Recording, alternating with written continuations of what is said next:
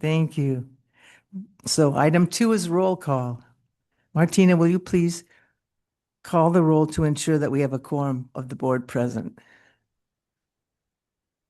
Absolutely. And everybody hear me okay? Yes. And we will call roll based on member agency or city township.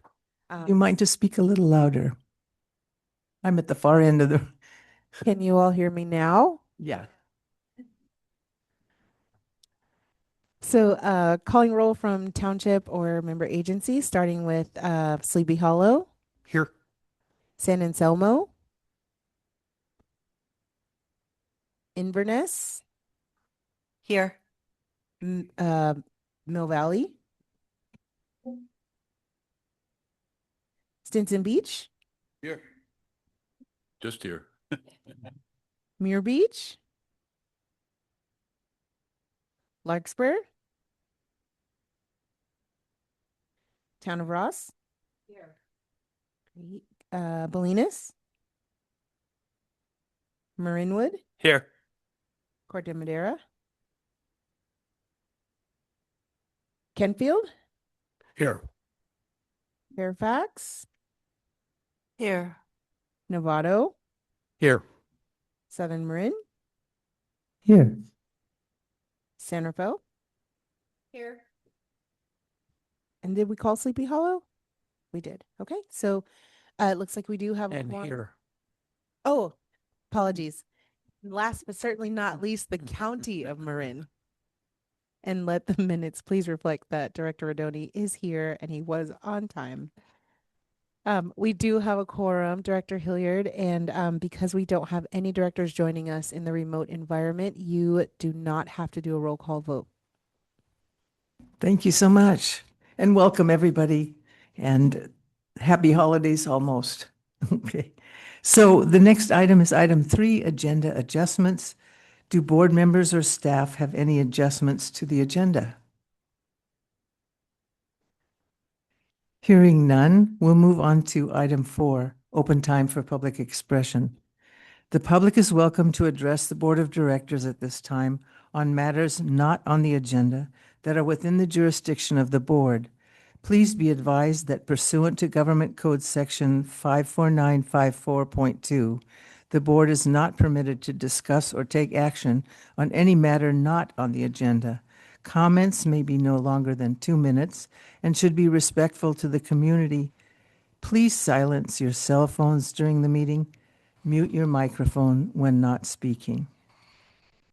Since I don't see any public, is there any public present who would like to make a comment? Okay. I see no hands in the room and there are no hands currently raised. For those of you joining us online, if you'd like to deliver a public comment, please press *9 to raise your hand and *6 to mute or unmute yourself.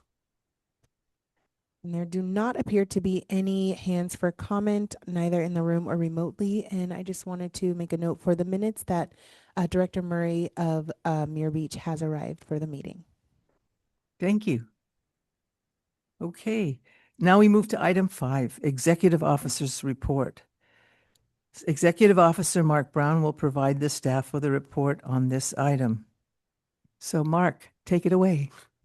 Good afternoon, everybody, and I'll apologize up front if I get philosophical or excited with you tonight or today, because of some of these items are might push me towards the philosophical side of things, and others I'm really excited about what's going on.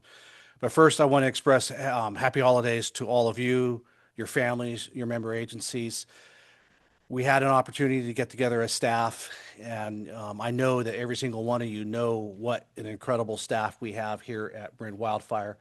And I was able to extend my personal, very heartfelt thanks for all the work that they have been doing for the first 5 years of Marin Wildfire. Some of the work may not be extremely tangible work. We haven't had significant fires test what's happened. We haven't had too many successes on insurance, and that's what I'm going to get excited about later on.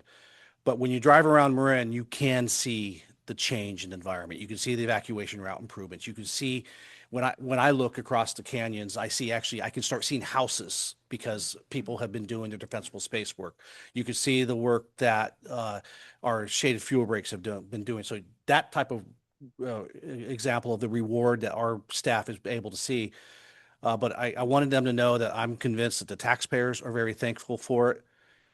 But I think beyond that, 20 years from now, if we are successful and we get Marin Wildfire replicated throughout the state, they're going to be able to look back and say, I was part of Marin Wildfire and everyone else is following Marin Wildfire's lead. And I hope that I asked them, I hope you feel tremendously proud about what you're doing. And now that we have our board members here, I want to thank you all for your exemplary leadership and your guidance from the very beginning. And this is a board that has not had very much turnover. And many of you have been here from the very beginning, actually before the very beginning, and in helping us get this over the finish line. So I want to express my heartfelt thanks for you, for the leadership and guidance that you guys have provided as the board of directors for Marin Wildfire. Now for something that's really exciting for me. And that's the Marin Community Foundation, Moore Foundation, and insurance collaboration. We as an organization have been very visible to the insurance industry. And we've had multiple members, multiple insurers. We've had other aspects of the insurance industry reach out to us and talk about what great work we're doing. We've also had residents going, so how aggressive are you guys as Marin Wildfire about getting the insurers to re-engage in Marin? We are making a tremendous investment as taxpayers in helping decrease wildfire risk in Marin. We should be rewarded. And we think you should be a little bit more upfront in doing that. And I always talk about the challenge of us being upfront with that, and because of our parcel level data, not wanting to share that parcel level data, because there's so many people that are afraid that if we start sharing parcel level data, then that's going to start driving non-renewals in of itself, which has never happened because we don't share it. And by the way, no insurance industry has ever asked for our parcel level data. So with those kind of interests colliding, Marin Community Foundation, in partnership with the Moore Foundation, reached out to Mercury Insurance. And Mercury is one of the more aggressive insurers in high-risk areas. And they are more than willing to step up as leaders. They're one of the first insurers to aggressively insure in Paradise at post-campfire. And that has caused other insurers to come in. So with the meeting that was coordinated through the Marin Community Foundation, we were able to meet with the CEO and president, or COO and president, and his staff of Mercury, and outline efforts that are going on. And we were going back and forth on different meeting locations, being in person, and we ended up being remote. And then they basically came down to, here's what we want to do. We want to help residents in Marin who are on the California Fair Plan to come off the California Fair Plan. And so with that level of guidance and a very reasonable list of requirements that Mercury has, which falls short of a very absolute definition of zone zero, their requirements fall short of that. But I think they're really reasonable. We had a benchmark now to shoot for. So we went to our data, and the Inverness zip code has the highest rate of California Fair Plan in Marin. At 36% of the policies in the Inverness zip code are on the California Fair Plan. And maintaining our promise to the taxpayers that we are not going to share parcel level data, we did not, and Mercury knows we will not share that data. But what we were able to do is show how many properties there are in Inverness, and how many of the properties are only one or two relatively minor items from becoming compliant with what Mercury says they'll do in order to ensure and take those residents off the California Fair Plan. So earlier this week, in partnership with Fire Safe Marin and our FireWise coordinator at Fire Safe Marin, we have got Mercury in touch with the FireWise leadership in Inverness, and they're getting the word out of exactly what those requirements are. And now it's going to be a direct conversation between the residents and Mercury on being able to get those residents off the California Fair Plan. Mercury is very upfront in saying, we can't insure everybody that's on a fair plan in Inverness. That would not be wise for us. However, we want to be the leaders and we will encourage our partners to come in behind us. So if we're successful in getting some residents in the Inverness area off the California Fair Plan, then we'll start digging into our analysis that we already have, where we have high rates of California Fair Plan, and start getting more and more of that type of work done. This one picture at the bottom left is just kind of an example of how we were able to share data with the insurers without violating the trust. This is just simply, these are where inspections have been where we've done inspections in Inverness and where residents have taken action, not necessarily saying what that action was, but being able to show in a graph that 250 properties are one or two items away from becoming compliant to their requirements was super powerful. So we're looking forward to that. And we actually, word travels pretty quick, and we already have some other insurers starting to call us up. So I think within the first quarter of 2026, we might start seeing some people coming off the California Fair Plan. So I'm very excited about that. Moving on to Zone Zero in a Box update. And as a reminder, we were awarded a grant from the Marin Community Foundation. The board accepted that grant in May. And that was to fund 2 positions for 2 years to create Zone Zero in a Box, with the idea that residents in Marin are going to want to become Zone Zero compliant for one of 3 reasons, maybe all 3 reasons. They want to decrease their fire risk. If and when ordinances come down the pipe for Zone Zero, they want to be able to comply to the ordinances.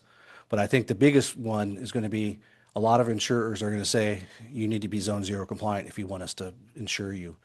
So we got that grant approved. We started our recruitment, and I would like to introduce to you our 2 employees that are working with us for the Zone Zero in a Box. Kathleen Cutter, I think you all remember Kathleen, Senior Wildfire Mitigation Specialist. She will be the point person for Zone Zero in a Box. And Joe Lewis, and for those of us old enough to remember, no, not the boxer, Joe Lewis, who came over from our D-Space program, is going to be the grant specialist. And they have literally and figuratively rolled up their sleeves, and they are working on quite a bit. And so some of the stuff the milestones that have been completed so far is, obviously, we hired our staff. They're working on RFP documents for when we are using contractors for direct assistance. We'll have to use contractors that we've obtained through RFP. And they're launching some initial projects in January, some beta test projects. They have been communicating with all of our local fire agencies, a lot of our Firewise communities.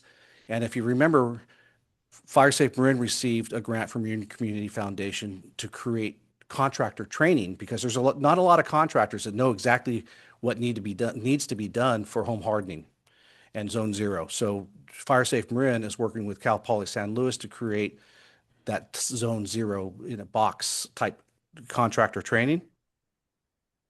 And we've kind of landed on 4 paths. One of them is the full service, where our staff will be working very closely with people who are receiving direct assistance, and also what we're calling our community adaptation program. So reaching out to Firewise communities and saying, okay, let us help you get multiple properties in your Firewise community compliant. And that way we get kind of 2 bangs for a buck. One house in a community doesn't really increase our resilience. When we get a lot of houses in our communities, that's when we increase the resilience. When we get a lot of houses in a small area, that's when the costs start driving down. And so that's the community adaptation program is designed to get more and more properties and drive those costs down for the residents. We also will have a DIY type program where consider it a lot of the training and the educational information that is on FireSafe Marin's site, but also a list of all the contractors who have gone through that type of training. So residents who are more capable of doing that type of work on their own. And in one of the end states that I envision for Zone Zero in a Box is if we are successful, as I think we will be with it, the insurance industry is going to take note. And perhaps we could start partnering with people like Mercury and CSA and other insurers that say, all right, if you've gone through the Marin Wildfire Zone Zero in a Box, we'll insure you. So that's one of the end states that we're looking at for that. And then last piece that this is where I'll probably get into a little bit of a philosophical approach, and that is kind of echoing the letter that Catherine sent yesterday, encouraging all of our board members to contact their ATC and Ops Committee members. And I do want to acknowledge, Catherine, I want to acknowledge Rachel with your letter that you sent last year, encouraging that exact same thing. And then Barbara Kohler, who's already had some in-depth conversations with her staff. And I really think we need our ops board and ATC really need to start becoming in a little bit more alignment within our member agencies. I see, depending on the size of the agency, sometimes I see a disconnect between the board and ops, or what we really tend to see more is a disconnect between ops and ATC. So I've been really open with the ops committee. Would like to see more connection between the ops and ATC so that there's an alignment. We've been very proud, and I don't think we need to change this. We don't want to change this. We are a ground up organization. But that doesn't mean the board of directors should not provide a leader's intent. Without a leader's intent, then we would have the tail wagging the dog. And so that's where these conversations of you guys being one-on-one with your staff will be able to provide leader's intent to your staff so that we can continue our ground up approach. And please don't consider this a one-time conversation. I think this really needs to be an ongoing conversation where you're circling back with your staff throughout the entire work plan development process. And the piece where I say balance the decision making, I understand the difficult position many of you are in because you're balancing making a decision as a board member of Marin Wildfire. But you also are a council member or a board of director for your local constituents. And which comes first? Does your local member agency, do your constituents come first, or does Marin Wildfire come first? And I don't think there is a cut and dried answer to that. I think it's agency dependent, but also perhaps project dependent as well. So I just wanted to acknowledge that I understand there's that inherent conflict in there. Nothing wrong with that inherent conflict. It's a matter of understanding that conflict there and being purposeful in your decision making and understanding that. And then I'm sure you guys picked up on the picture. I'm going to backtrack a little bit. I'm sure you picked up on that great pictures that we have on there of Zone Zero. The hedge right up against the house, and now we have a beautiful Zone Zero. And quite frankly, I think I'd want to be able to see out my windows rather than look at a giant hedge. So I think that's one of the things that we can do with Zone Zero is as unpalatable as Zone Zero is for some people, that we could talk about some of the co-benefits that comes with Zone Zero. And critters getting in your house through those bushes, that's a big one. If you remember the Lahaina, the Miracle House in Lahaina, you know why they had Zone Zero? Termites. They wanted to prevent termites, and that's why they had Zone Zero. So with that, I'll stop my screen share and take any picture or questions. Director Kohler. Thank you. I just wanted to ask you, you mentioned there were 4 paths on the Zone Zero in a box, and I got 3, but I also want to mention one thing.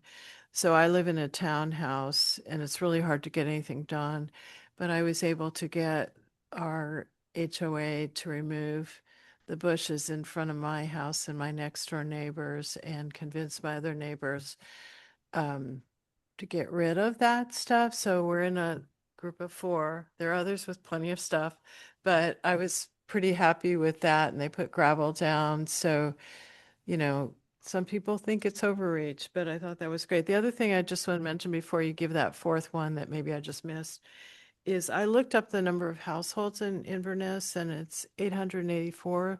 So you have more than a quarter that are really close to compliance, and I'm really hopeful that you guys will be able to be really successful for a lot of those. I agree, and thank you. Yeah, the numbers are great as far as what I think the potential is to get people off the FAIR plan. And we started, my bad, we started really down 4 paths, and it's 2 of the paths that kind of coalesced into one, and that is the direct assistance and the community adaptation program have kind of gone into one. So Okay, so I got full service, which is the direct assistance, community adaptation, and DIY. Yep, those are the So, three, so there's 3 paths. Okay, great. Thank you so much. which could very well change this is a brand new program that's never been done, so we're learning as we go. This is so exciting. Thank you. Director Kurtz. Thank you for the update.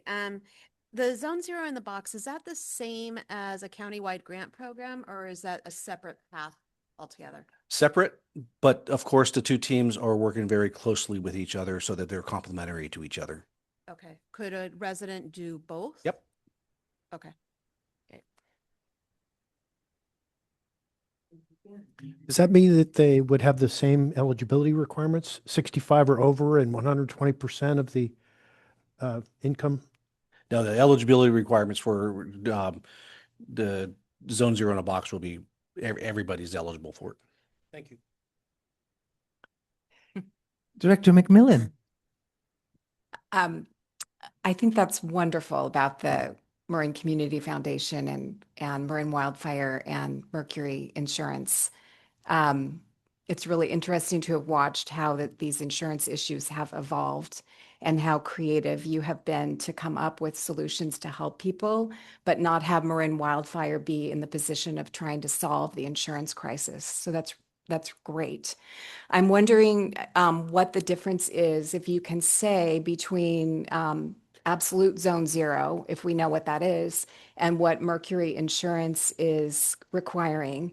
And I'm also wondering, I'm assuming that if people get off the FAIR plan and go to Mercury Insurance, the coverage is broader, but also maybe it's cheaper too.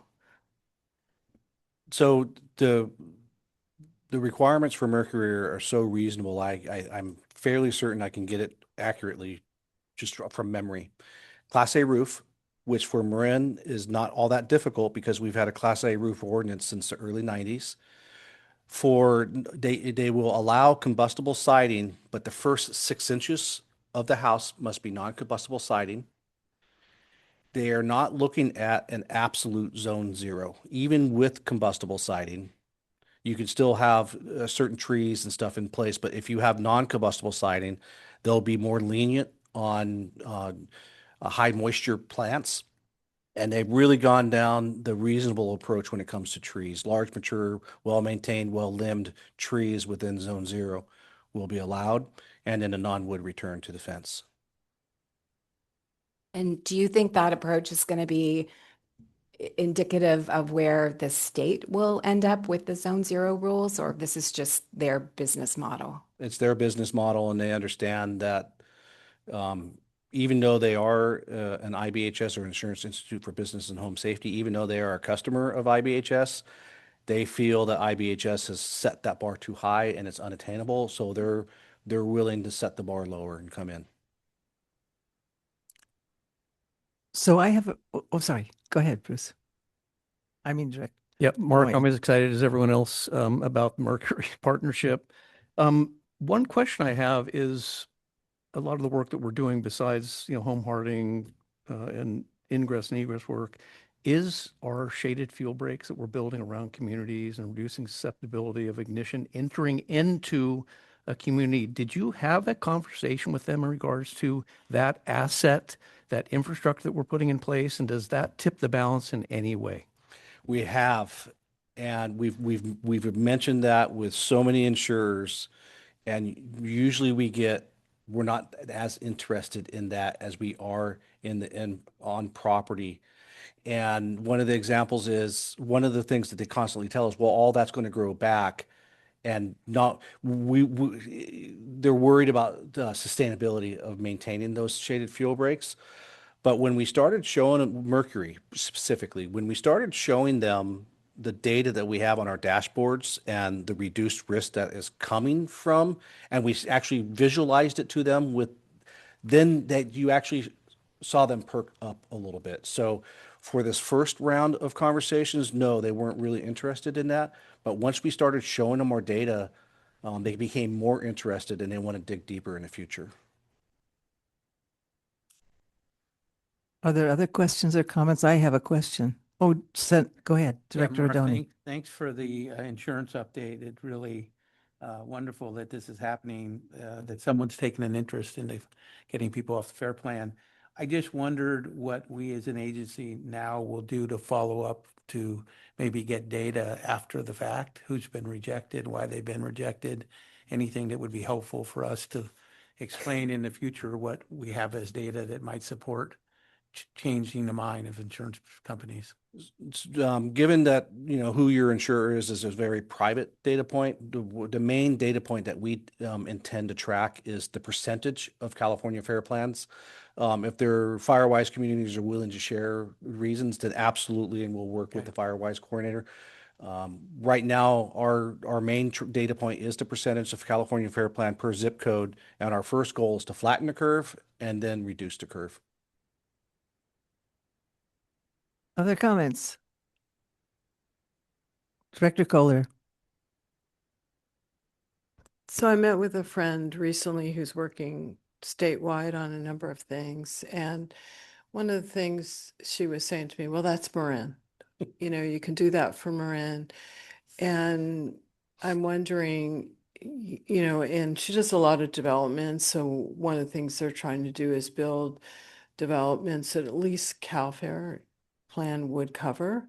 But it sounds like Mercury may be interested in going further into the California market, since you said they were the ones in Paradise. So since they have less restrictive kind of rules than IBHS, is this something that we could, it sounds like they're more interested in the zone zero than some of the big things that we've done, which are amazing. But is this something you could take on the road in the future once we get this in place, and maybe with Catherine, to really talk about, maybe with Mercury, talk about how we could help folks, not that we need to do it, Right. but that others in the state that don't have what we have might be interested in at least pursuing zone zero, because there's so many people that are so against it. I've kind of lost track of how many working groups insurance wise I'm on right now. I'm on, and so we are definitely sharing the word. We're not the only people that are having success stories. Nevada County has some really interesting stuff going on. And so I've been trying to steal as much information as I can from others as well. But I will agree as far as, getting on roadshow or getting the word out to other areas, because insurance wants to diversify their risk geographically. And as we can increase the insurance pool throughout the state of California, there'll be a direct benefit to Marin as well. And it's really just, this is a statewide issue, and the whole insurance thing is just, if people see that we are able to do something in Inverness, then maybe there will be more receptivity to zone zero. Yep. Thank you so much.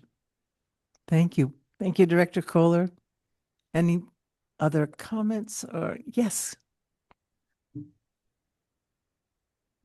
Yeah, I know that in Stinson Beach, for example, there's been so many of my neighbors that have come up to me over the last couple of years and just said, hey, what can we do? We're trying our best, but every year it goes up $2,000, $3,000 a year.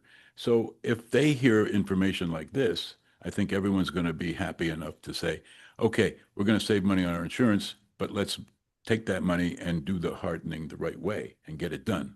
So I think that would be the best thing. Consider it an investment. And to be clear, a lot of us are focusing on increasing insurance availability first. And then as availability increases, that's when rates should start to decrease. Okay. All excellent.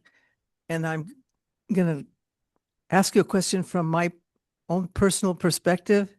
This is really great. We have examples of a house that's on a flat area that has things that are very easily fixed. What about the rest of us who live on the hillside with wooden decks and all kinds of other things? Are you going to work with us? We already are. So the great. answer is yes. so I can come and find out what Zone Zero means to me. Exactly. And Thank you. that's Great. been one of the big challenges of Zone Zero is on steeper grades, how to handle erosion concerns within that first 5 feet.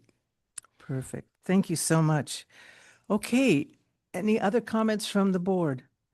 Hearing none, I'll take comments from the public, if there are any. Public comments?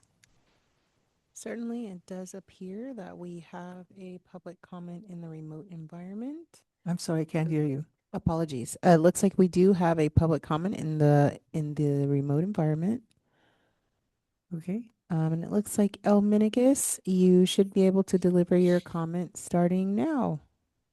Yeah, good afternoon, and I'll see you all soon. And this discussion on Zone Zero really brings up forgive the pun, a broader conversation around the house out approach and the importance of an entire neighborhood matrix taking the house out approach and setting up their buffer zones. Because if we all have our buffer zones properly maintained, this puts less pressure on Zone Zero. This would mean that there's less chance of fire getting close to the house to begin with. So in that sense, we really need to also focus on the buffer zones just as much as Zone Zero, I believe. Thank you so much, and see you in a little while.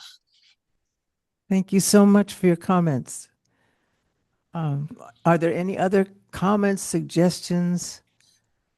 There do not appear to be any additional comments, neither Okay. online or in the room.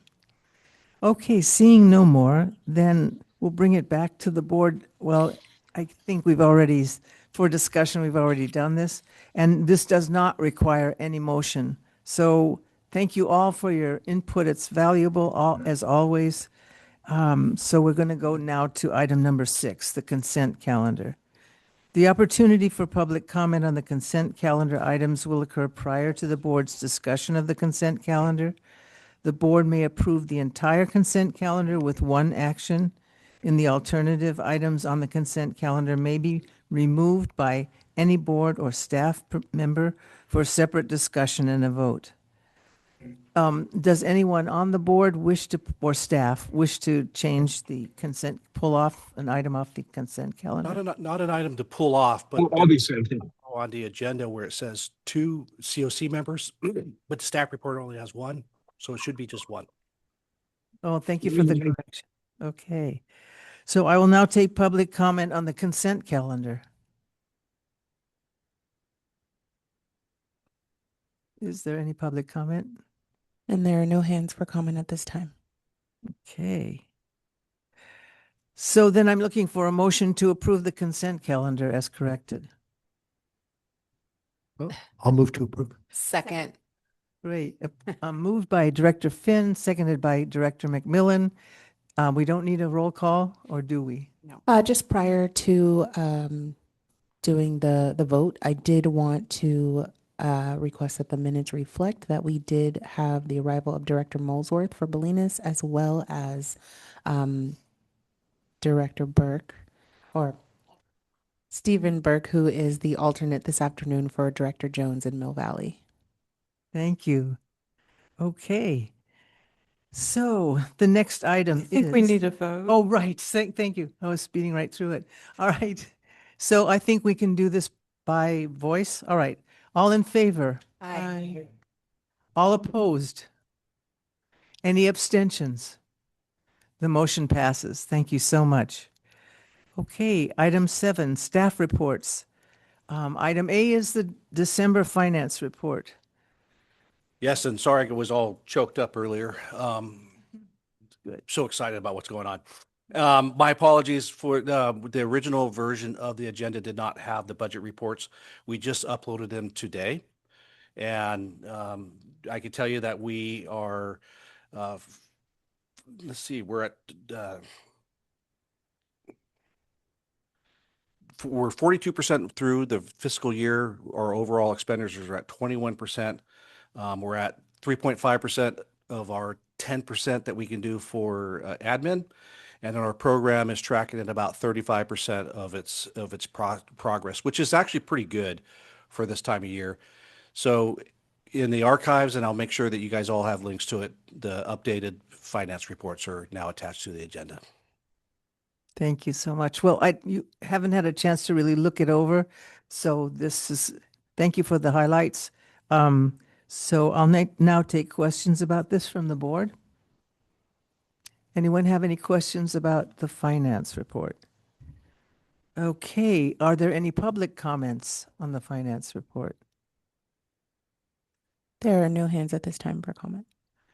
Okay, seeing no comments, let's bring this back to the board for discussion. No motion is required. Is there any other discussion? Does anyone want to make any comments? Okay. Going on to item B, work plan implementation update. The planning and program manager, Ann Krelock, will provide the board with a staff report on this item. Ann. Good afternoon, everyone. This will be fairly brief. I just have a couple of slides here. First and foremost, I wanted to note that we have public field trips coming up. We always like to show our work. We had one in October where we showed kind of the before for the Greater Mill Valley Fuel Break, and that was a great event. I think that was October 29th.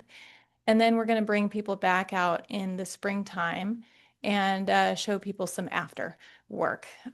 So stay tuned for more information on that. The next field trip, though, is in January, and that is already full. We threw that out there especially to residents in the Inverness area because we really wanted to target folks living near the work we're doing in Sea Haven. So that's the northern end of Inverness, and we really wanted to bring the community out there. We got a lot of RSVPs quickly, so we and because parking is limited, we're now going to hold off on taking more RSVPs, but if board members would like to join, please let me know. We're going to let folks know where and when to meet and encourage everyone to carpool. But we're really excited about that. That's January 16th. We're also going to have a field trip in the spring in Novato. Novato would like to show off a demonstration garden, and we haven't done one of those before, so real excited about that one. And in San Rafael Hill, we're going to be showing off work done this fall, gorse removal, broom removal, really weedy non-native understory removal, and a future prescribed burn area. So we're real excited to show everyone that work. So I wanted to take a moment and kind of visually show what we've been up to in terms of work plan development, in terms of kind of imagine yourself at your home, walking out your front door, and as you move out away from your home, because we take that house out approach, what kinds of activities we've been up to this year. So kind of tallying up our numbers for this season, well over 35,000 home inspections have taken place. Over 321 grants have been approved or awarded, and more are coming to residents to do that home hardening, defensible space, especially zone 0, vents, gutter guards, that connection to their vents. So that is still going. We're still spending money there. The Zone 0 in a Box program is getting developed, and that is very, very exciting. We've been working with folks on new modeling to think through structure to structure spread in the built environment. You know, a lot of the modeling that we've been doing previously has been in the wildlands and the WUI. And so now we can kind of connect the dots, and we're working on that, more on that in the future. And of course, public education is key in the built environment. And then moving out, we've got well over 5,000 chipper program pickups, and that is up from last year, and last year's numbers were up from the year before. So that program continues to grow and address the need, the real need and demand for it out there. A lot of new participants again this year. So around 20% of the folks who took part had never taken part in the chipper program before. So that's really exciting also. The chipper annual report is in development and will be coming out soon. Obviously, public education in this arena is really key also. And then moving out, if you were to walk out from your front door and through your yard and to the edge of your yard and look out into the neighboring open space, you might see a shaded fuel break. So we've treated at least, and this is an underestimate, 586 acres this year in our shaded field breaks, et cetera. And that's only through September. So we're waiting for those numbers to come in from our member agencies. We update quarterly. So we'll be getting October through December numbers in January. So that's exciting. We have, work happening in coastal Marin. As you know, we have the governor's emergency proclamation that came out in March of 2025, and that has been key helping us get work done in coastal Marin. So we've been able to work in Inverness, in Bolinas, in Stinson Beach, and Muir Beach because of that emergency proclamation, and that gives us Coastal Act compliance. That is really key. So lots of work underway there. And then we have a lot of work going on adjacent to evacuation routes. So reducing that flame length and intensity during an evacuation and allowing first responders into communities. That's underway. And we're also improving our data collection along roadways. So it'll be much easier for member agencies to report that to us. So we have a more accurate picture of how many miles have been treated. So I'll skip the Greater Mill Valley bullet point here and just note along that same line, we have been working with our GIS contractor and all of our member agencies and our modelers to really fine tune and continue to improve upon the data collection. And so one of the things we're rolling out is a really great data collection app where all of your right to enter is all visible. Your natural resources that you're trying to protect and avoid or plan ahead for are all visible. Your polygons where you draw where you did your work this week, that's all visible. And so it'll be a really great planning tool to help us implement projects. So that's, we get very excited about that sort of thing. It makes project planning and implementation much easier. So our Greater Mill Valley Field Break, that bullet point just ahead of that one, we're about to roll out that tool for that project.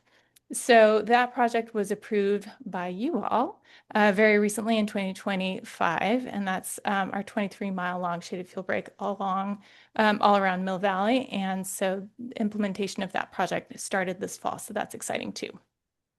And then behind the scenes, we have the environmental compliance program still going strong and very active in the background, making sure that during project implementation, we have biological surveys, archaeological surveys, geological surveys, et cetera, supporting all of this great work. And then I noted the modeling in the wildlands. We still have a lot of pathways modeling and active interactions with these contractors so that we're able to make decisions about where to do work on a long shaded field break or where to maintain or how often to maintain based on some of that science. So we're taking a look at the fire pathways and where they intersect the built environment to help make decisions about where to work. So we've been quite busy. And then throughout all of that is our CWPP update. So our Community Wildfire Protection Plan update that is underway, and many of your staff have been working very closely with us and have been taking part in our stakeholder meetings. So we just had our last one on December 4th. We have another one coming up in January, and you'll hear more about that later on the agenda today. And then I'll just close with, we've kicked off the development of the next work plan. So fiscal year 26-27, which sounds really far in the future, but it's not. It's right around the corner. So we've kicked off our meetings with the operations committee and our advisory technical committee, which is, a staff level working group that helps come up with ideas. And it's really the people on the ground who know what needs to get done where and know how much the invoices for this year's projects are costing. So we're thinking through new projects and maintenance of existing projects because we really need to budget for all of that maintenance work. And that is becoming a bigger and bigger topic of conversation as we mature as an organization. So that process is underway. And we've been using those meetings to discuss any issues that come up, to think through the budget for next fiscal year. The general process is on this slide, very high level. We use the February to February inflation numbers to help estimate next year's costs, and we won't get that data until March. So the member agencies are anxiously waiting the numbers. We'll be working on JPA-wide projects and proposals first and get that number, and that'll help inform the rest of the budget. The ATC and Ops will continue meeting through this process. The Ops Committee will make decisions May 7th about what to recommend to this board, and then the Board of Directors will make a decision at the May meeting, May 21st. And if you recall last year, it was a lot of content at that meeting, so we can discuss how to parse that out and maybe spend a little more time in April talking about some of the proposals. We can talk about how to do that and what works for you all. But that's it for me. Happy to take questions. Thank you so much. And this is another reason why we're asking, as Director Kohler suggested, that you meet with your ops and your ATP members and get a really good understanding so that when you do see, or possibly before May, you see the plan, that you have some input. So, okay, now I would like to entertain any questions or comments. Director Kurtz. Thanks for the update on the work plan. It's hard to believe we're already here again. Can you tell a little bit more about the budget estimation? Because you said February to February inflation I mean, I know we've gone back and forth on this a little bit about when do the agencies have the budget available to work on? So they like a chicken egg type of thing. Or do we just assume that it's a flat, or assume that there's a CPI in there, or whatever we need to do and provide that information so the agencies can move forward? Well, we work on the JPA-wide budget first internally and try to get those numbers in as early as possible. So our deadline for submitting JPA-wide proposals is mid-February. So we're hoping to have that number pretty much solidified by then. It's written in the JPA language that we use February to February, and that doesn't come out till last year's March 12th. So that's always the number that we're really waiting for, and the board needs to take action in terms of what percentage we go with in terms of the increase in revenue under Measure C. So there's a process related there, and everything up until then is estimates. But is there guidance to say, just use what you used last year? Is there a risk of doing that? It's a great starting point to use last year's budget and maybe assume a 2% say increase as a starting point. Right now, I think we're at 2.5% CPI if we took the number right now. So 2% might be a good starting point just as a safe bet. Okay, great, thank you. Other comments? Director McMillan. And I thought your graphic with the work plan implementation for this past year was excellent. And I'm wondering if maybe the annual report could be organized like that, and not only have the last year's results and all the data that could easily be replicated in various town and city newsletters, but also have the cumulative totals so that people could look at it and say, wow, over the last 5 or 6 years, all this stuff has been accomplished from the house out. That's great. Yeah, happy to help make that happen. We kicked off our annual report process, so we'll have more information to share soon. And then we've been working with Fire Safe Marin on kind of summary statistics as well. That'll be reported out in some of the materials that they're distributing also. Yeah, thank you. Other questions? Other comments? So excellent. Thank you so much for your presentation. Thank you. And now I would like to ask if there are any members of the public that wish to comment on this item. And there are no hands in the room, and there do not appear to be any in the remote environment. Thank you so much. Well, board, is there anything else you would like to say? If not, we'll move on. No motion is required for this. Thank you for the report. So now we move on to committee reports. Item A, Operations Committee Oral Report. Mark, do we have a representative from the Operations Committee who will give the report? I'll be representing the Operations Committee today. Todd Cusmano is the vice chair and wasn't able to join us today. Jason Weber stepped down as his position has changed with the county and county fire. And Mike Mercucci has stepped into his role, but he just had his first Operations Committee meeting just a couple of weeks ago, so I thought I'd let him off the hook. And so I'll provide a quick update. So the Operations Committee met just, I believe, last week. And we went through, we started off with kind of a review of the JPA-wide proposals and where we are in terms of implementing. I invited each of the member agencies in the zones to really talk about how it's going within their zone, what projects are moving forward. Are there any hangups and challenges that we should be talking about and thinking about as we move forward? And so many of the member agencies reported out, and all of that is online. If folks want to review that meeting and see those presentations, jump on the website and you can find that information there. And then we went over the process and timeline for this year's work plan development. And we also talked about the overall strategic guidance that the Operations Committee provided last year. And that's kind of overall thoughts about direction for the work plan that then is conveyed to the Advisory Technical Committee. And that's considered as projects and programs are proposed. Invited the Operations Committee to think about any modifications to that guidance for this year. You know, last year we had some guidance around LRA map updates and providing input there. So that'll probably fall off this year's list of strategic guidance. And so invited the Operations Committee to think about that over the holidays, and we'll discuss it again in January. And then we also had a presentation on the CWPP update, and which you all will hear momentarily, and some of the related modeling, especially the structure-to-structure urban fire spread modeling.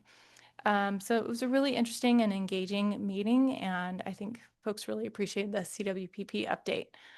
So that's about it, and more coming in January. We'll be choosing a chair and vice chair in January. Thank you so much. I just, for my sake, target dates so that I'm clear, or we can be clear on what's happening when. So the process of starting the next year's or this planning process starts in January, or has it already started? And how do we get from here to May? What are the high points? All right, if you insist, I will share this slide while I provide that kind of outline. This is a slide that you've seen many times in previous years, and it just has the overall dates and process in it. So in December, we start talking about the different we kick off the process in December. So for example, in the ATC, that working group that's really staff level, we've got all the different land management agencies in the room, and we always invite them, you know, what kind of advice do you have for collaborating with you? What are your internal timelines like? How would you like us to communicate with you when we think projects might overlap your lands, et cetera? And then in January, we think about chair and vice chair, especially for ops. And we also set kind of those deadlines for coordinating with land management agencies. We don't want surprises, so we encourage very early coordination with them. Then in February, we really explore JPA-wide projects, and that helps set that core budget. In March, we really dive into those core projects and the budget. We have a better idea for what the budget's going to be, and everybody's really engaged in developing those proposals. In April, we're trying to fine tune and really set that budget, and the Operations Committee is very engaged in budget discussions, really reviewing each of these proposals, which are they, do they have concerns or questions about any of them, and then really pencils down in early May. So May 7th is when the Operations Committee really needs to make final decisions and have something to recommend to you all at your May meeting. And that date, I think on this slide is wrong for the May meeting. But so if you as a board member would like to work with your ATC and Operations Committee reps, now is the time because it gets harder and harder to make changes and additions as the process moves forward. So the earlier the better. Jump in with your staff members and think through, you know, what's on the table this year, where are maintenance dollars going to go? Are there new priorities that we should be thinking about, or things that we didn't propose last year and we're waiting for this year? Jump in now and ask questions and really get engaged. Thank you so much. That's exactly what I needed to see. And I appreciate that. So now I'll take questions and comments from the board members. Yes, Director Shea. Yeah, I'm curious because Marin County is quite an extensive area, and it seems we have more open space than urban interface. And I'm wondering if we have a map of fire roads and their condition. I would love to address that. That is a proposal that various folks, I'm going to credit Novato Fire and San Rafael Fire, and county fires involved too, really jumping on that very topic. So Novato Fire a couple of years ago used Measure C funding to take an inventory of their fire roads, and then using that model and the process that was developed for that, we're now able to expand that to the whole JPA. So that was a JPA-wide proposal, not in the 25-26, but in the previous work plan, and that is just getting underway now. County Fire, San Rafael, and Novato are all really engaged. SIG is the GIS contractor who worked with Novato on theirs, and they're engaging on this again. And Green Info Network, our GIS contractor, is going to be part of that as well. And so we'll be working with the land management agencies and asking them what data they already have, what they've already measured out there, and really taking a good inventory of all of these fire roads and then mapping them. And then that'll inform our GIS and our CWPP update and all of that. So that's in progress. Yeah. Great question. Thank you so much. And if we wanted to see that eventually, how would we be able to see the results? We'd be happy to present it here if you're interested. And that's going to be a little ways off, though. There's a lot of data to be collected out there. Thank you. A lot of miles to hike. All right. Other questions? Yes. Just want to say, and I think we've been hearing a lot of your reports over the years, and I'm just overwhelmed with the stuff that you provide to us. I mean, I think unfortunately so much of it goes over my head, I'm afraid, but I'm glad it doesn't go over yours. And I just want to say thanks to you, and just wonder, how many hats do you wear actually? Is it 20? Is it 50? I have a great team of staff and consultants who help make all of this happen. And member agencies have been fantastic. Stinson Beach has been really proactive and doing a lot of great work under that emergency exemption lately. So there are acres to report in Stinson Beach as well. It's very exciting. Any other questions or comments? Any questions or comments from the public? Yes. Please state your name.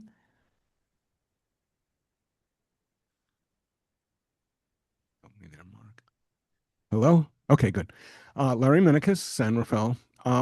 Just so happens this morning I was at the Marin Watershed Committee meeting, which happens quarterly, and we were speaking about the Road and Trails Management Plan. And when it was my opportunity to speak, what do you think I spoke about? Trails and fire roads. And one of the things to remember about fire roads is that they are your major source of erosion on open space. And it's really important that we maintain them properly.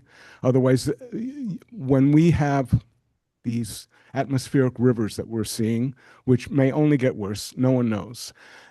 eventually what these roads will do will cause collapse of our hillsides. We've seen that on the watershed, and it was a very expensive proposition for them to fix it. So looking at our culverts, looking at our fire roads and such is really a very critical part of our overall infrastructure. Thank you so much. Thank you for that, bringing that up. Do you, either one of you, want to respond, Mark or Ann? No? Thank you so much for your comments. Anyone else? Okay. Seeing no more comments, then this also does not require a motion. So we'll move to the next item, and it is Fire Safe Marin's report. So, Chief Tyler. And just before we move forward, I did want to reflect for the minutes that we do have Director Schlesinger from San Anselmo. Thank you. There we go. Zone 0. Welcome, everyone. Thank you for. It's great to be here again in front of you. It's been a few months, and but I'm excited to share some updates with you. In the board packet that you have, there was copies of the monthly reports for the months that you didn't meet, and there was also a copy of our annual report. That's a digital report for you, so you can take a look at that there. I just want to give you a very high flyover of some items, but I just wanted to start, given the holiday, with our Zone 0 compliant gingerbread house that you can see there that we completed with the Master Gardeners, which was a really fun activity.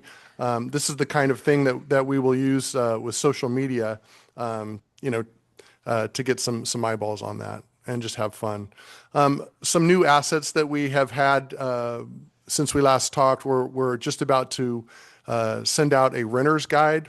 This will be both a hard copy brochure and a digital asset.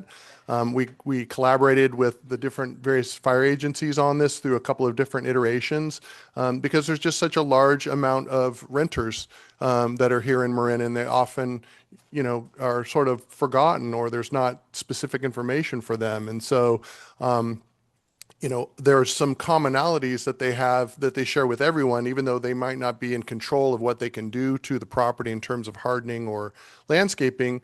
They can all have, an understanding of their evacuation routes. They can pack a go bag. They can sign up for alerts.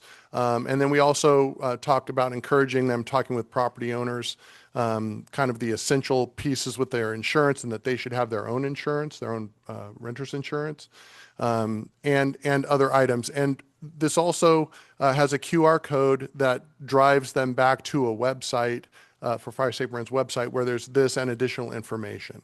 So it's a new thing that you'll see when we go and do our ambassador tabling events, and also make it available to fire agencies to send out. Also, our newsletters that have gone out every month, there's a new look to those. We've gotten some very good feedback. The content has always been very, very strong, but the look to the scrollability, it's a shorter newsletter, so you can just do like one scroll and you should be able to get to the bottom, because we were finding that people would kind of hit on the first few things and then they might tail off.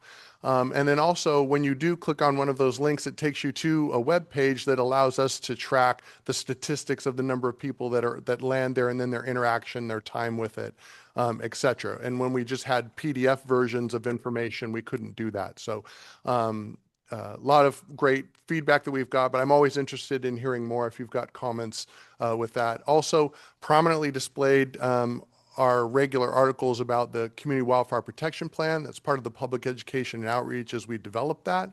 Also on Marin Wildfire Prevention Authority itself, what the tax dollars are doing for people in their communities, and just highlighting a lot of the great work that they're doing. We also, that we have ambassadors and that they do a lot of tabling events. Each year we had over 80 tabling events this year. But what you may not know is that there's also monthly trainings that they go through. And so there's always current and updated information for them to understand what they're going to be talking to the public about, the current kind of hot topics. And again, they're all trained to meet people where they are, to empathize with them, to try and offer up solutions that then create actions, and that's their approach with the public. Kiosks, you've probably heard, we've expanded the kiosks program. These are basically standalone signs that have targeted information both on hardening and on fire smart landscaping. And now we have kiosks in every single zone, and we're expanding those, most recently with Golden State Lumber here in San Rafael. And what's interesting is we're starting to see the business owners interact with these guides and want to expand that. And the next logical step that this looks like is perhaps sections in stores where they can go in and see all of these products in one place. So just like you might go in for your irrigation or your electrical or something like that, there would be a dedicated aisle space to home hardening. And so as an example with Golden State Lumber, if you've been in there lately, they actually have a deck that you see. It's the picture on the right-hand side. There's a large deck, but they have 4x4 squares of the different types of decking material. They have different railing types that are up. The pergola or trellis that you see that has kind of the blue line around it, that is a non-combustible pergola. And this is right next to their section on windows. And so the owners of Golden State asked us to come in and have conversations with them about how they might provide additional information to both contractors and to the general public about what they need to be doing. So this is a fantastic expansion for just based on that kiosk program. And then our intention moving forward is to also in the fire aside reports that they open up on based on their assessments, is that can we tie some sort of an incentive, a coupon, a reduction of some sort to an item that they may have identified on their assessment as needing attention? Can that be tied back to a discount at these stores where they have the kiosks and create that pathway for people to actively make that change? So that's early in the development, but this is the way that we're thinking, trying to carry things forward. Let's see. This is a click through. So we've got some new reduce the risk videos. You probably all are aware of what started out as fix the risk. So whenever there was an item like your gutters or your eaves or your vents that may need attention, part of the educational component was to create a short video around what that might look like, that one architectural feature. And so we have 3 new reduce the risk videos that are out, one that addresses fences, one that addresses outbuildings, and one that addresses siding. And these videos are also are helping to form the basis for the contractor training that is being implemented through a Marin Community Foundation grant. And so all of these videos are available on our website under resources, and then click on videos and you can watch them all. I'll also make sure you have a copy of this presentation where they are linked in, and you can just press on it and then you can watch it. We are reducing these videos also into 90-second pieces that can be used and get people's attention to draw in for additional information. These videos are also included in Fireside in the educational section, where again, if you have siding as identified as your assessment item, for example, and you don't quite understand what that means, you can click on the video and watch that and become informed about what that is. I just want to take a minute to highlight a few really incredible things with our Firewise communities. First is the fact that we now have 89 Firewise communities. And this represents about 25% of the population in Marin. And if you think about that, I think that's an astonishing sort of thing. That means that in all of these places throughout Marin, we have identified leaders in their neighborhoods, committees that have formed to understand what their risks are by having assessments done specifically of their neighborhoods, and then have action plans. These are requirements for them to be able to have this annual designation through this national program. And so that number, when you think about that and expanding, whether we're increasing or whether we provide better service, we've already known that in these Firewise communities, a third more activities are occurring, a third more are opening up their reports, a third more than the rest of the population, a third more are interacting with their reports and changing out an item. They're removing 30% more vegetation in terms of the chipper days interactions. And so it seems to me that's a place that is very ripe to help drive change in Marin County in these particular areas. So we're looking to have more support and an expansion of these going forward. And then also, what does it mean? What are they doing? And so there's money that they're spending on risk reduction activities. And we look back pre-Measure C, because Firewise did start before Measure C. So pre-Measure C, there was about $12.7 million that was invested. That is monies that the Firewise communities and the neighborhoods were investing, time that was spent that was calculated as dollar amounts. And since Measure C, $73 million dollars of invested. So if you add those together, it's about $86 million. These are in Firewise communities only. So imagine if we could expand that into other areas. But I think that's a pretty phenomenal number. And then when you look at vegetation removed out of these areas, pre-Measure C, it was under 40,000 cubic yards were removed. And now we're up to almost 820,000 cubic yards since Measure C. And this data is what is reported by the Firewise communities. So our vegetation programs and the chippers go far beyond this, but this is what's reported just in those. And you might be interested, like why the sawtooth, in there. And so we're trying to look more closely at the data, but we know that there was very active involvement, one year, and the next year it may drop a bit because they've done their clearing, and then they come back that next year and go at it again. That could be one explanation for that. But again, this is reported data from Firewise. And then when you think about the amount of time spent reducing risks in their communities, pre-Measure C was under 60,000 volunteer hours. This is something that is required to be tracked to have NFPA designation. And now post-Measure C, we're at 1,232,450 volunteer hours, which is astonishing. And for purposes of adding a value to that number of hours, the NFPA uses $33.49 per hour. So that's the conversion for time. And they are required by the program to invest a certain amount of dollars back into their communities. And that's considered a part of the investment. So if we look at an overview of all the activities since 2017, when the Firewise community started, you can see in 2017, 9 sites, then 27, 55. That's when Measure C launches. We go to 66, 72, 73 for a couple of years. That's the sort of COVID years, if you will, 77, 84, and now recently I've been told we're up to 89. And you can see across the board just that investment in risk reduction investments in dollars, the vegetation removed, and the risk hours for those for each year. And so you can see why when I talk about the importance of supporting these communities, this really helps drive that home.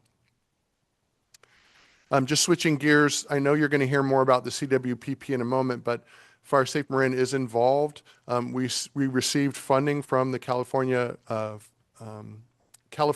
Fire Safe Council to be able to direct hours and to support the public education and outreach of the CWPP. And so right now we have, in conjunction with the agencies at the direction of the fire chiefs and the operations, we are putting together sort of a fair design, mini fair, if you will, one for each one of the zones, and also in Tiburon and Belvedere, since they're contributing separately funds for the completion of the CWPP. And so what this will look like is, instead of just going and having a presentation to your council, this is really opening up to the public. Will be in a large space with tables dedicated to different categories within the CWPP. So whether it's pathways or the assessments or the risks, what have you, there will be site-specific information for each zone that can be shared at each table. People can go through and the public can interact with their fire agencies at those tables, asking questions. There will be both static displays and digital displays, and there will be an opportunity for them to ask questions and leave comments. This is an important part of a plan development when you've got interested parties within the community that are not the other stakeholders that are contributing to creating the plan with their technical expertise. So the timeline basically is we're getting together now with the fire agencies to determine the date and location. We're standardizing each one of those presentations. That content and production outreach materials will be developed and will start hitting the streets in January. And then in February and March, those mini fairs will happen in each one of the zones. And that is provided that the CWPP, the draft, is completed, and then they'll take all of those comments, they'll go back and complete the CWPP, and then it will go to each one of the fire agencies. It'll come back to your each one of your boards for adoption as a CWPP. All right, and then just lastly, our annual report, which you have in your board packet. One of the things that's so important that I learned recently at the Red Sky event in San Francisco was Michael Walra giving a presentation talking about sort of the state of the fire in California. And one of the things that he'd said that really struck me was, what the public should know, what every citizen should understand. And one of those things is that the fire resilience within a home makes them beautiful, valuable, and fun.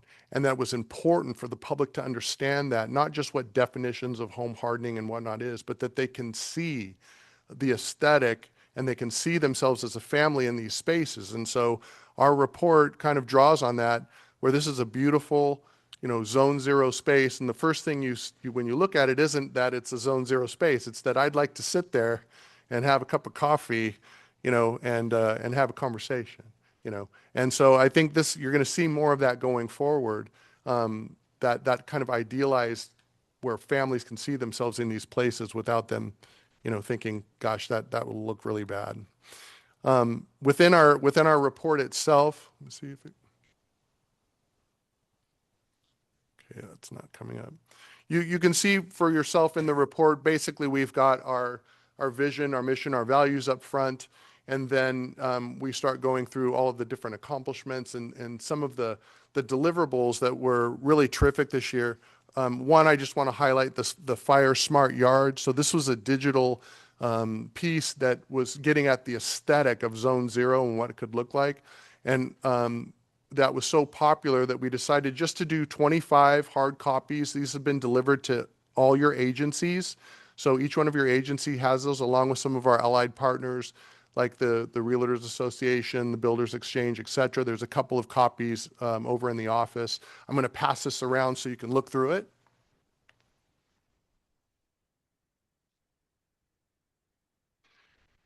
And it's one of those pieces where if you think about kind of like Sunset Magazine or Architectural Digest, that it's a really beautiful thing to look at. And although, maybe you can't do all of the things that you see in those images of some really nice, homes, that maybe there's elements of that you could incorporate into your own home so you can see yourself there.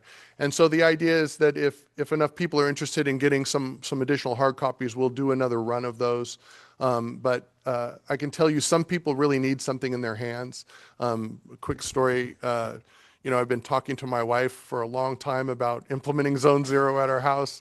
And when I brought home the guide and actually put it in her hands, she went, "Oh," and she enjoyed looking through that. So it's kind of in the spirit of something for everyone. But this is something that can hopefully drive change, and it's been wildly popular and it's being downloaded, all over the state right now. And when I go, I see it in presentations in different locations. People are grabbing it and putting it into their presentations as well. So I'm going to go ahead and stop there. But I just want to, again, thank you for your time and know that I'm available if you'd like to contact me. I mean, we've gone several months here without meeting in person, but I'm always available to meet with you and talk through any of the items or the programs that we're working on. Thank you. Oops, thank you, Chief Tyler. That was an excellent presentation, very thorough, and really appreciate how you put us in the picture, the ones that are doing the work, and how we can see ourselves after the work is done. And it's not just pulling weeds. So are there any questions, Director Kohler? That was great, and I especially liked the comparison before Measure C and after. I think those are really good data. You mentioned about potentially going into the coupon sort of area in the future, and many of us that have hardware stores in Marin, even though they started as independent, most of them are affiliated with ACE. So as you decide to go down that path, it may be a good thing to reach out to ACE and see if they'd consider that, because it's business, if nothing else. And I think that's great. So excellent work. Appreciate it. Other comments and questions? Yes. Thank you, Director McMillan. Yeah, Bill, I loved seeing the escalation of Firewise communities. And I'm just wondering how much time FireSafe Marin devotes to helping communities start Firewise neighborhoods and then helps with the renewal process. Yeah, so we spend a considerable amount of time. We have one of our staff is dedicated to that. That's their sole purpose is to try and support Firewise. We have monthly meetings of the leadership. Those are primarily by Zoom, but we have met a couple of times, even most recently just last week, right? Yeah, just last week, and interacted with them. Here in this building, we had about 40 plus of the leaders, and we've also been expanding our interactions with them to bring them towards the fire agencies. And so we started down in Southern Marin. They're meeting quarterly. This is going to be extended around to each one of the zones so that the Firewise leaders within that particular zone can get to know their fire agencies even more closely and talk about things, issues, concerns, best practices. And so that has been an increase, but we think it's well worth the investment. And I think, you're going to find us wanting to support those groups even more. During that last meeting, we asked them, what should we start doing that we're not doing to support you in your neighborhood? What should we stop doing that we're doing that you're like, you don't need to do that? And then what should you continue doing?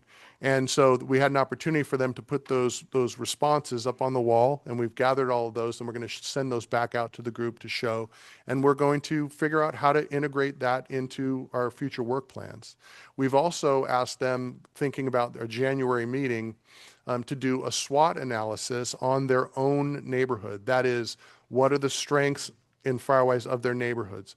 What are the weaknesses in their neighborhoods? What are the opportunities in their neighborhoods? And what threat do they feel in their neighborhoods? And then trying to build and support on that, because those are the things that strategic plans can be built on. Those are the things that need to inform work plans, in my opinion.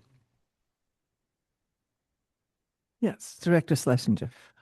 I was wondering if you could talk a little bit about your education focus on contractors themselves, because it seems, as I go through the website, that the bar for becoming a preferred contractor or whatever that is relatively low, right? Just sort of demonstrate that you've participated in some number of trainings, et cetera, and how you think about whether there's a gradient, for example, that might be possible for contractors who do more training, right? So their status is elevated, that kind of thing, and what it actually takes to be a preferred contractor for FireSafe, so that because it feels like it's a particularly interesting and leveraged intervention for getting the work done.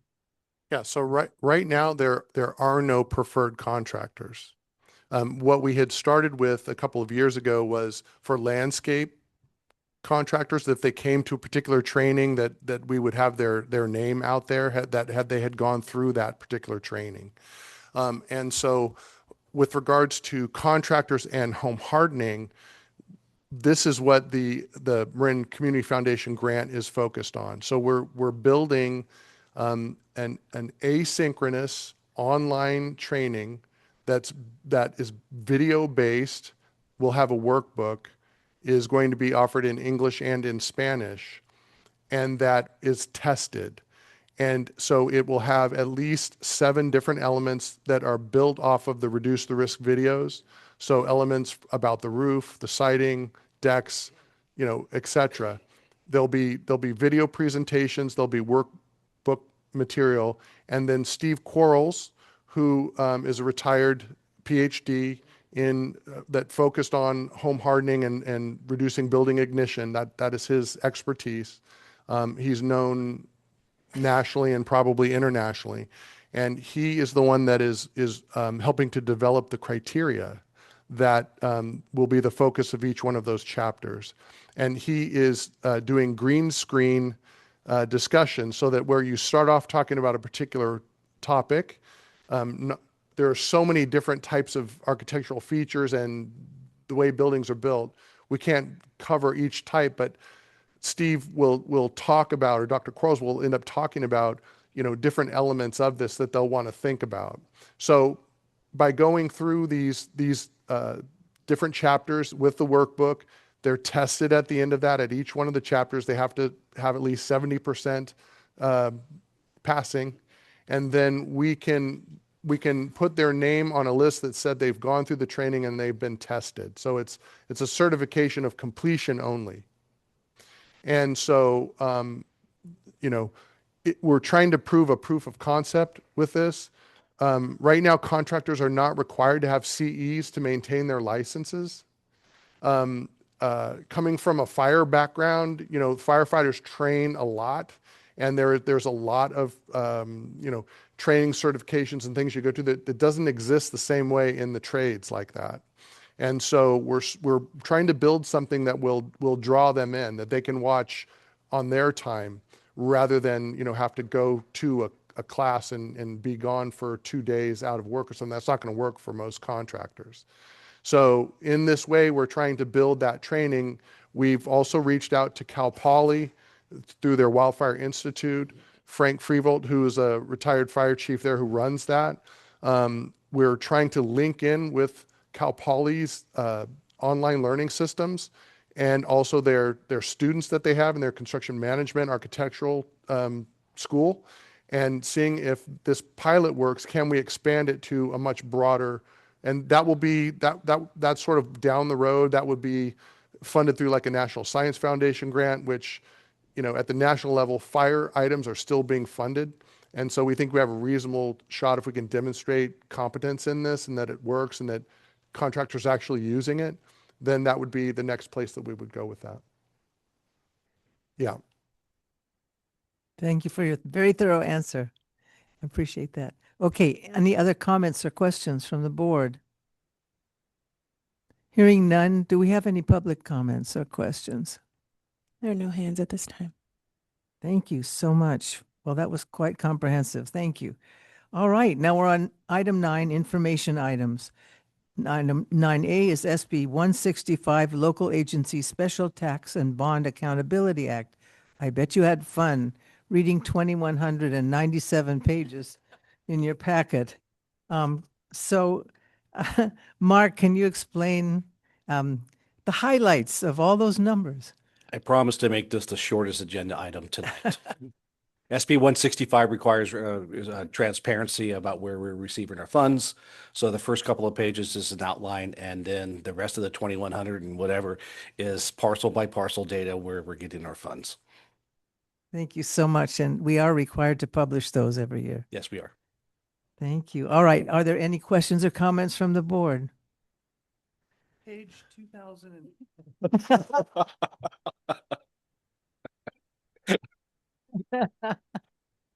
But you would know.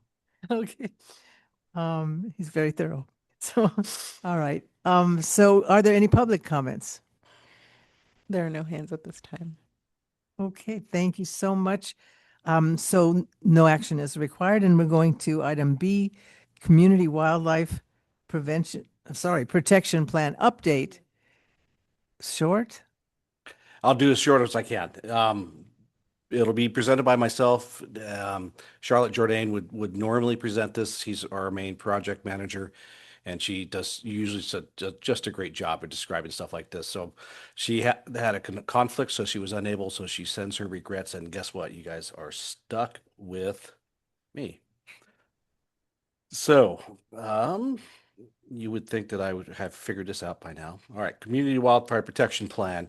As you probably remember, when you authorized us to go out for RFP and then to approve the path forward that we wanted to take with our CWPP, is to create a kind of a first of its kind, multi-layered, multiple modeling approach that creates an ensemble of models, but also a dynamic CWPP, so it always changes. And so when we put out the RFP, it wasn't going to be a single entity that was able to respond. We actually had a partnership of entities respond. So at the bottom, you see Sonoma Technology as the lead organization, supported by Vibrant Planet and supported by Willow Labs in working on this together.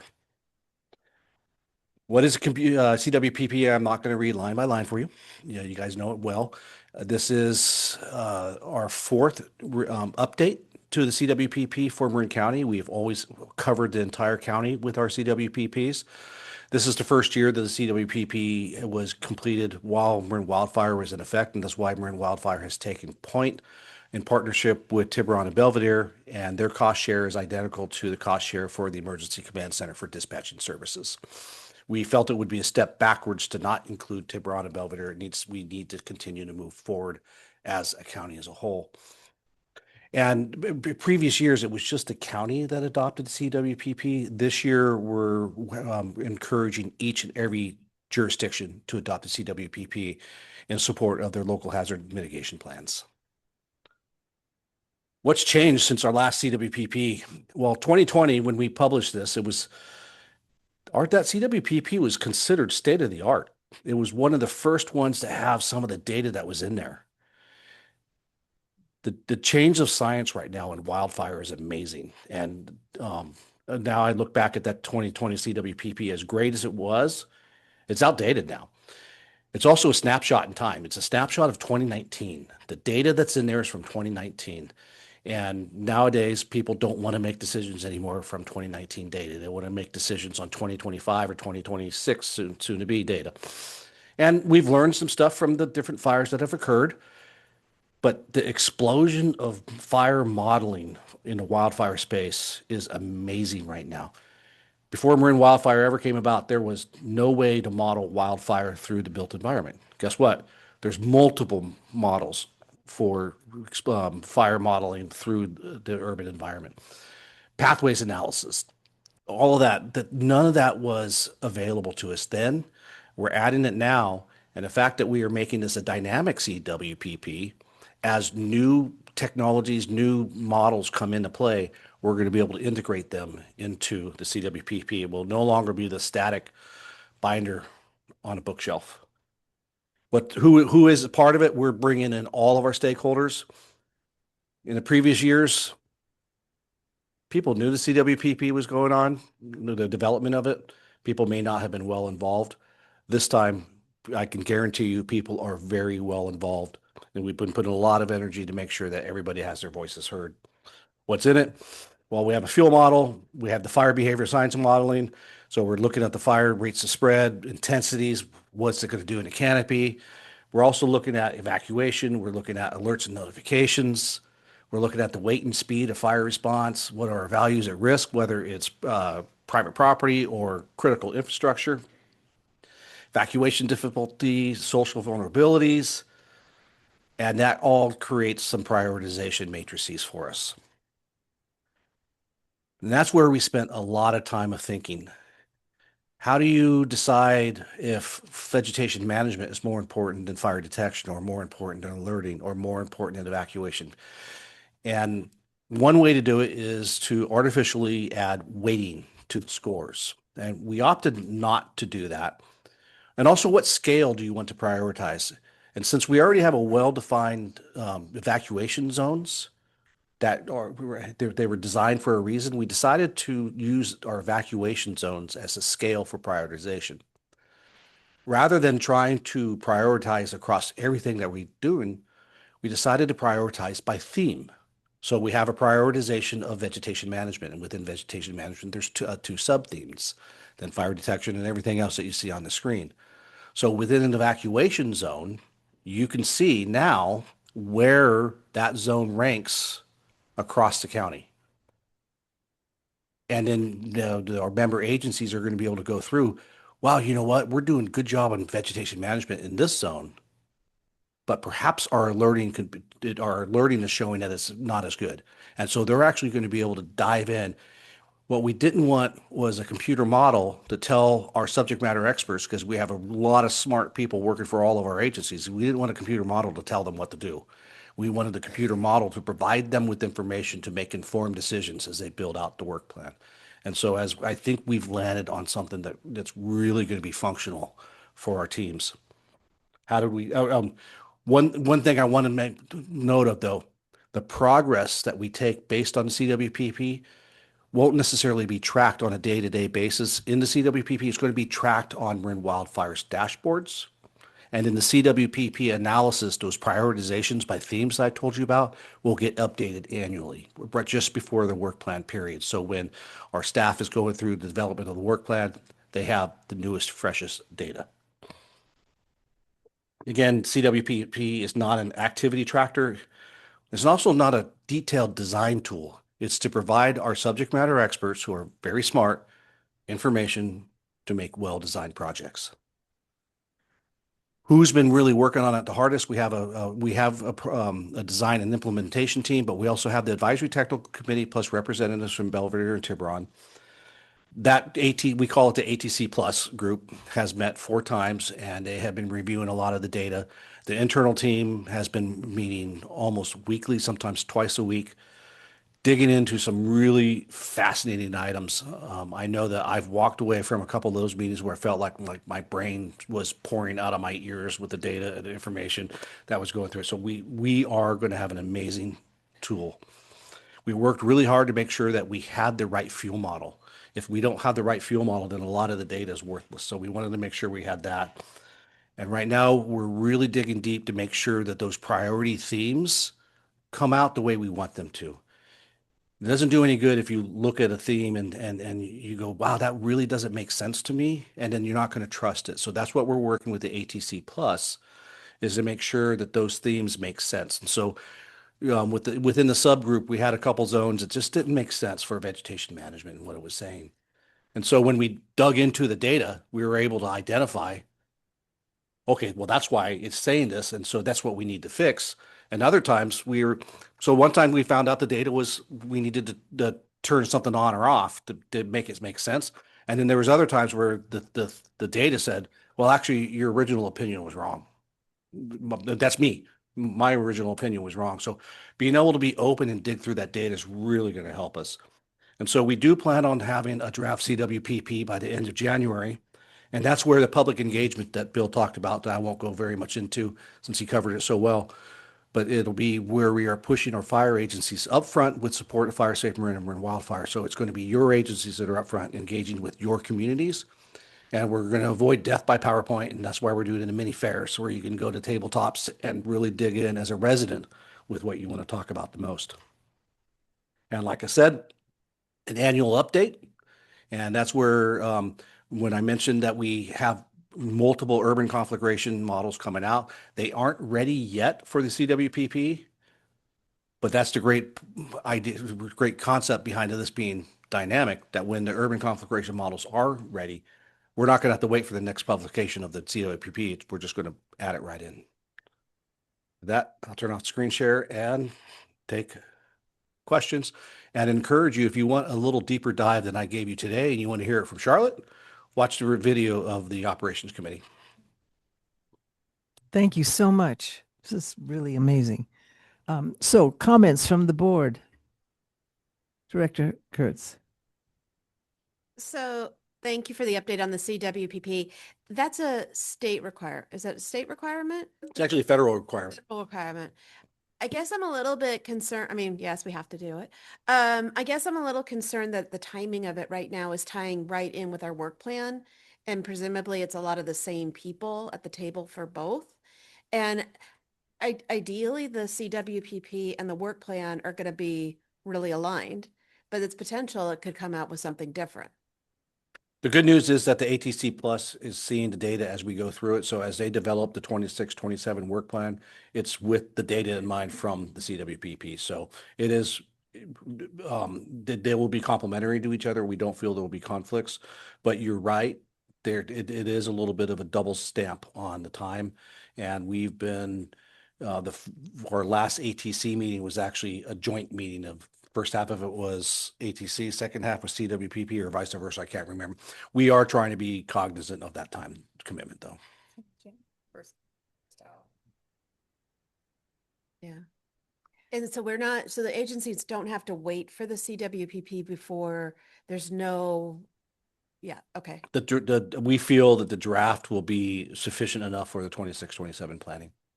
And if there's enough community input or concern that comes out from the mini fairs that don't align with what's happening in the work plan, how do we reconcile? The mini fairs are February, March, so I think we'll still have time to adjust. Okay, thanks. Director McMillan. And just a question on the mini fairs and obtaining community input. Are those done on a fire department basis or are they done on a town/city basis? It'll be, thank you. I meant to cover that. It'll be based on the MWPA zones plus Tiburon and Belvedere will have their own. Good. Any more questions or comments about this? All right. Hearing none from the board, are there any public comments or questions?